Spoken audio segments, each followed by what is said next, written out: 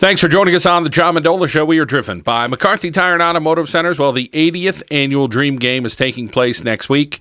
And, of course, this year it's going to be at Valley View because of some construction at Scranton. And Mike Schuback joining us, the coach for Old Forge, who'll be heading up the county team. Mike, some interesting rosters on both sides and a whole lot of football talent, that's for sure. Welcome into the show. I'm sure you're real excited about it. Yeah, hi, John. It's that time of year again. Yeah, we're excited about it. We're having a lot of fun, our staff, working with some kids from, all the other schools, some of them that we compete against, some of them that we don't. But all in all, it's been a good week so far.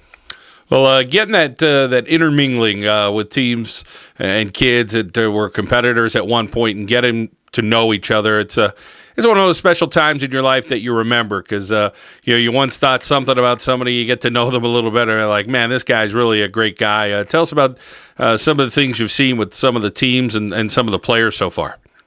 Well, we kind of told them that first thing Friday. Whatever happened from August to November of last year is over with and done with. We're all on the same team.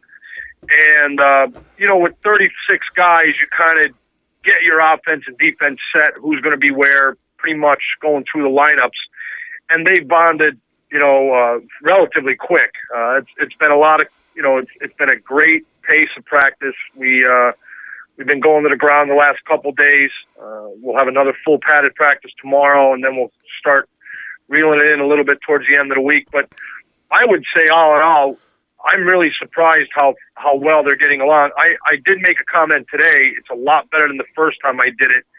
And the kids seem to really get along. And I think a lot of that has to do with social media now, John. I think these kids know each other a lot more, and they're friends earlier than just a football season. And I don't know if there's so much animosity towards each other anymore. I think it's just the competitive nature of the game. But I do see them guys getting along really well. I think they're all going to Salerno's tonight to eat a little while ago. Mike Schuback bringing up some positives of social media. There's always some criticism of that, but you mentioned that. Then you bring up a great point that, kids are following each other, whether it's on, Twitter or Facebook or Instagram. Some of those things, there's even more coming out every single day. But, they want to know where kids are going to school and what their futures are. And you have a nice group of young men that are headed to some great places and various places and all have a bright future ahead of them. Yeah, we have a lot of kids that are doing real well for us, and a good portion of them are going on to the next level. And we didn't talk to a lot of the kids, but we do know, like, our kids, where they're going. Obviously Joey's going to Assumption, Tyler Armley's going to Assumption, Nate Hollander's going to Kutztown, Jordan's going to Kutztown, Shane's at Ship right now. Danny Stevens, I believe, is going to Muhlenberg. Nico's going to Lehigh. Jake and Brandon are going to Kings. I feel bad that I don't know everywhere that everyone's going, but, there's a lot of kids that are taking their talents to the next level. I think we just picked up Joe Dietz. He's going to be at Wilkes. So it's competitive. There's a lot of the kids have worked out and are ready to go at the next level. And, so, it's been a competitive practice. Sometimes the offense wins, sometimes the defense wins. So, with the lightning and the rain today, I think it was kind of a draw, I'd say. But it is a great time.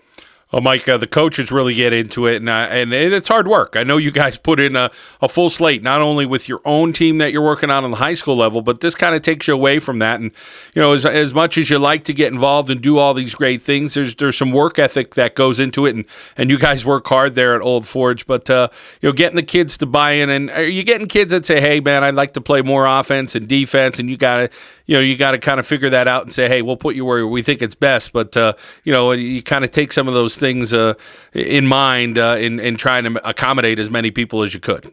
Yeah, obviously. I mean, we have kids that some kids were gone on vacation Friday, Saturday, Sunday.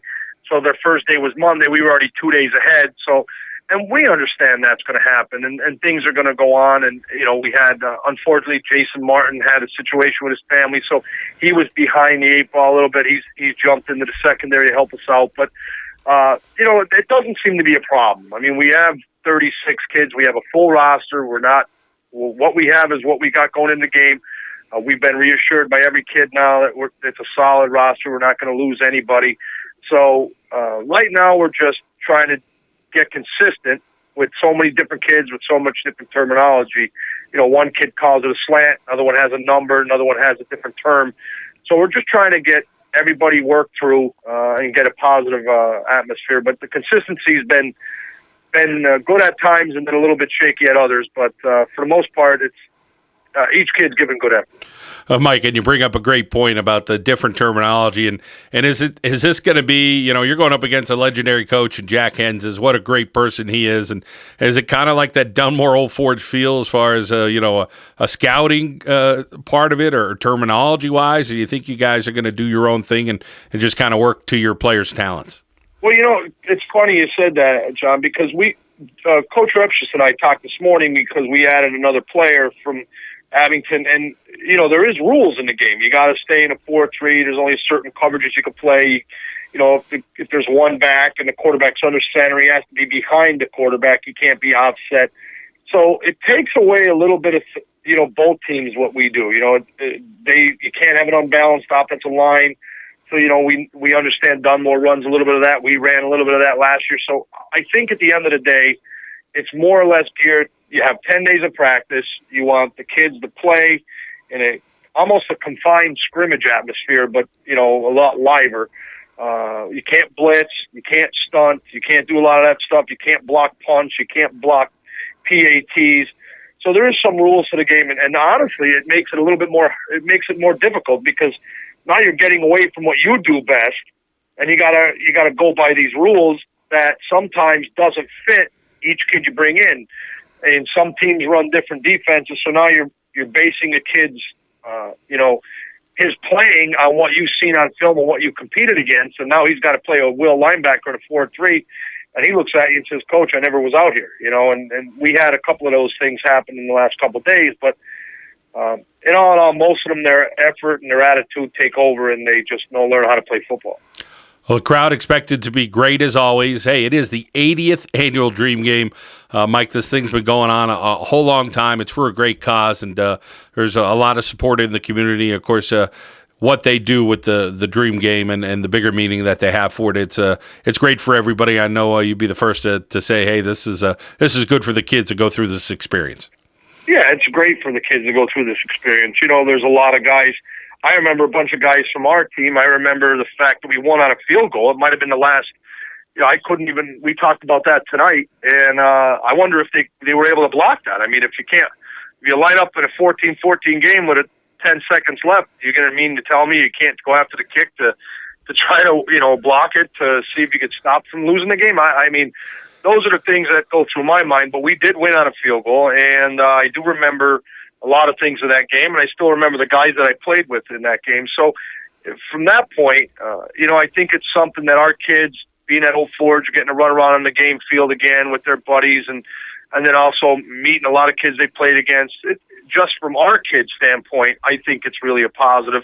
And I know some of the kids that we competed against for 3 years that are coming down here, being a part of what we've done, and being around our kids and being around other kids they compete against. It's good to see the Old Forge Riverside kids together. It's good to see the Carbondale Lakeland kids together. Those are big rivalry games. So, it's the Western Wayne Holmesdale kids together. So, it's interesting. But so far it's been a good time. Mike Schuback, always gracious to join us here on the show. We appreciate your time. We wish you well next week and look forward to a sensational game between the city and the county for the 80th annual Dream Game. Mike, thank you so much. No problem, John. Take care now. Mike Schuback, Old Forge football, coach of the county this year here on the John Mendola Show, driven by McCarthy Tire and Automotive Centers.